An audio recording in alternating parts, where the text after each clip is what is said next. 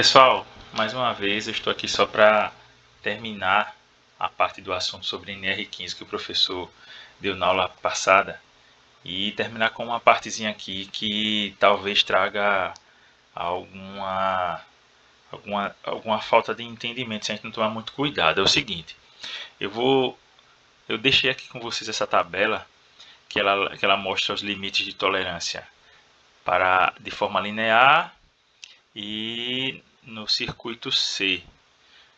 O que é que isso vai indicar? É o seguinte, linear a gente está representando aqui como se a medição de ruídos de impacto, mais uma vez aqui está falando sobre ruídos de impacto.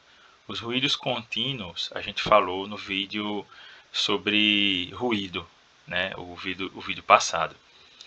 Esse a gente está falando da medição de ruídos de impacto. Então, existem limites de tolerância diferentes a depender do tipo de equipamento que se é medido. Ou seja, existe um equipamento, como eu falei na aula anterior, que ele serve para medir exatamente os ruídos de impacto. Só que esse aparelho, além de mais caro, ele se torna de uso quase que específico. Então você vai utilizar para uma obra e jamais vai utilizar. Então não é tão viável para empresas comprar esse equipamento. Então o que é que a gente faz? Em vez de utilizar o equipamento linear, a gente utiliza o mesmo equipamento que faz a medição de ruído de contínuo, né, que é aquele do circuito slow, que a gente diz, que tem duas chaves. Só que a gente pega a chave de slow, que é o circuito A, e bota a chave para fast, que é esse circuito C. Então, quando a gente está vendo aqui o C, quer dizer que essa medição está sendo feita no aparelho que mede o ruído de continuidade, ou seja, o ruído contínuo. Só que ele com a chave seletora no lado fast, ou C. E por que é que muda o limite de tolerância e o risco grave e iminente nesses casos?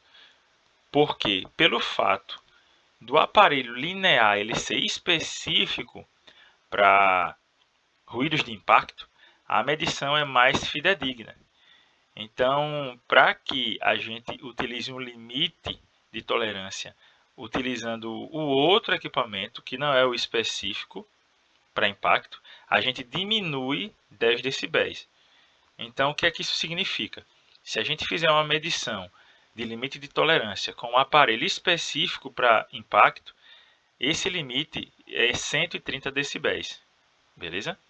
Já se a gente não tiver esse aparelho, que é o que geralmente acontece, e for fazer com o mesmo aparelho do contínuo, só que mudando a chave seletora para o fast, o C, a gente tem que medir até 120.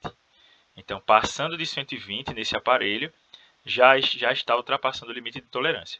Se for o aparelho específico, ele vai até 130 e passando disso é que ele está rompendo o limite de tolerância, beleza?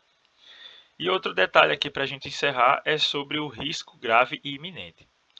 Quando o aparelho, que é específico para impacto, ele ultrapassar 140 decibéis, a gente está indicando, na verdade, que já existe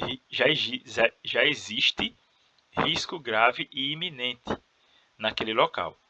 130 é o limite de tolerância e 140 para cima é o risco grave e iminente, sendo feita a medição no aparelho específico para ruídos de impacto.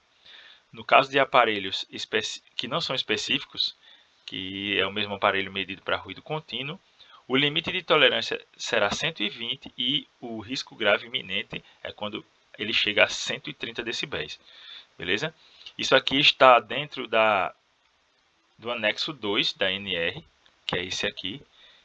Então essa parte aqui ela explica direitinho essa mesma tabela. Beleza? Se tiverem alguma dúvida é só perguntar que a gente tenta responder. Valeu!